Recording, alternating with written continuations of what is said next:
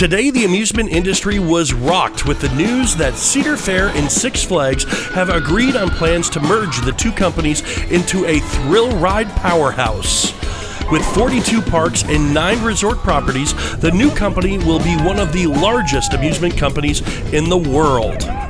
My social media was on fire today. Facebook lined up with everybody talking about Cedar Fair and Six Flags merging, and everybody has comments, questions, concerns, and so I thought we'd do this video and see what we could break down and what we know, and maybe some estimated guesses as what we think will come with this new merger of Six Flags and Cedar Fair. So first thing we know is that they are going to be keeping the name Six Flags for the entire company. So when the merger happens sometime next year, all of the parks will be under the Six Flags brand, which that's a smart move because the Six Flags brand is much more recognizable worldwide than the Cedar Fair brand. For instance, most people don't even know that Cedar Fair is a parent company of any of the amusement parks, where when you say Six Flags, everybody knows. So that's a smart move. One thing that it will be very interesting to see play out over the next year is when Paramount first bought out, when Paramount was first purchased by Cedar Fair, Paramount had the rights to the Nickelodeon characters, and Cedar Fair had the Peanuts gang. And the Nickelodeon license, I always thought, was a much stronger license, but Cedar Fair chose to drop that licensing agreement and continue with the Peanuts brand, which was a much cheaper contract for them to go under, but not as recognizable as, let's say, SpongeBob SquarePants. Now, Six Flags brings on 2 licenses that'll be interesting to see if they stick with those or stick with Peanuts, and that's DC and Warner Brothers. Are Bugs Bunny and Porky Pig and Batman and Superman more popular than Charlie Brown and Snoopy? So we'll have to see how that plays out as well. Frankly, I hope we get the DC brand in there because I would love to see Batman, Superman in the parks as well, and maybe some of the coasters at our local Cedar Fair parks could take on some of those DC comic names. So that would be pretty cool. Another big difference between the two parks is how they do season passes. So this is obviously going to affect a lot of people because some people buy Six Flags passes, some people buy Cedar Fair passes. I live very close to King's Dominion, but I live about an hour and a half away from Six Flags America. And recently I haven't been purchasing a Six Flags pass because I just haven't found myself going to Six Flags parks enough to warrant paying for the year.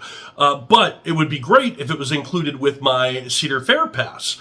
So if all of that went into one big Six Flags pass and now you get to go to all 49 parks, that would be awesome. Obviously, there'd be some type of upcharge, tiered membership to get in on that exclusivity for park-wide parking, park-wide food, chain-wide parking, chain-wide food, being able to go to all the parks. That would be a big benefit of having that top-tier membership. Also, one thing I think Six Flags does really well is membership perks.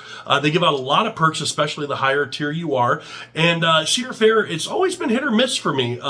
I go to the parks a lot, and I've never once gotten an email that said I qualified for one of the the pass perks that they give out, which is kind of disappointing because I do go so often. So I do like memberships like Busch Gardens that it's not about how many times you go, it's just about all of the people get that particular perk. So they'll say, oh, everybody gets $10 this week if you visit the park. So Six Flags does a good job with that, so I hope we see some of those perks come into the season passes under the new Six Flags company. Another interesting difference between the two companies is Cedar Fair has Fast Lane, which is a wristband that you put on that gives you access to front of the line for most of their rides and attractions in the park. You can buy it for a day, buy it for the year, buy it for all of the parks. Or Six Flags, they have their Flash Pass, which is uses technology to basically wait in line for you, so it cuts your wait time significantly, but doesn't cut it totally. And so with this, I like the Cedar Fair system better. I like the wristband. You know how long your line is, when you're going to get in. So I like that version better than I do the Six Flags model. So we'll see which one they go with that. Let's talk about meal plans. Yes, I have the all-year dining at King's Dominion, and I love using that. But Six Flags has a meal plan that also includes a snack, and I would actually pay a premium to have that with Cedar Fair. I would pay extra to add a snack on a yearly, so I could once a day get a snack and then still get my 2 meals. I would pay extra for that. So the idea that Six Flags may have that, and that might be part of our new dining plan, would be great. Not that I need more funnel cake, but I want more funnel cake. There's also a lot of differences in operations between the two chains, Six Flags and Cedar Fair. Cedar Fair has a lot of entertainment at their parks, which I'd hate to see that cut if they went more the Six Flags route. King's Dominion has just been lining up great entertainment options over the last 3 or 4 years, and that's just been very enjoyable to see. So I hope we see more of that. Or the same level of that as we merge the two parks together. Since King's Dominion is my home Cedar Fair Park and Six Flags America is my home Six Flags Park, I figured I'd talk about how those two could be affected by this merger as well. Six Flags America, I think this might be a good thing for them.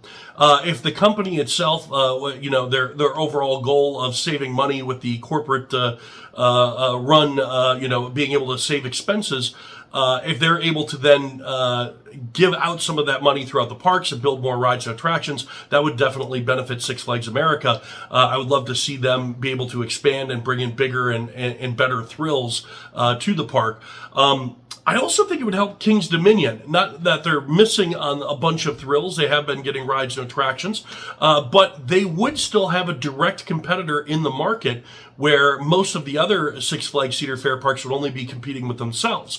So King's Dominion would have Busch Gardens down the road, so maybe they might step up the investment in King's Dominion to compete with the Busch Gardens to see if they can draw people away from Busch Gardens and get them to go to King's Dominion. So I think that would be a win-win for King's Dominion and Six Flags America. So those are some of my thoughts of the merger between Six Flags and Cedar Fair.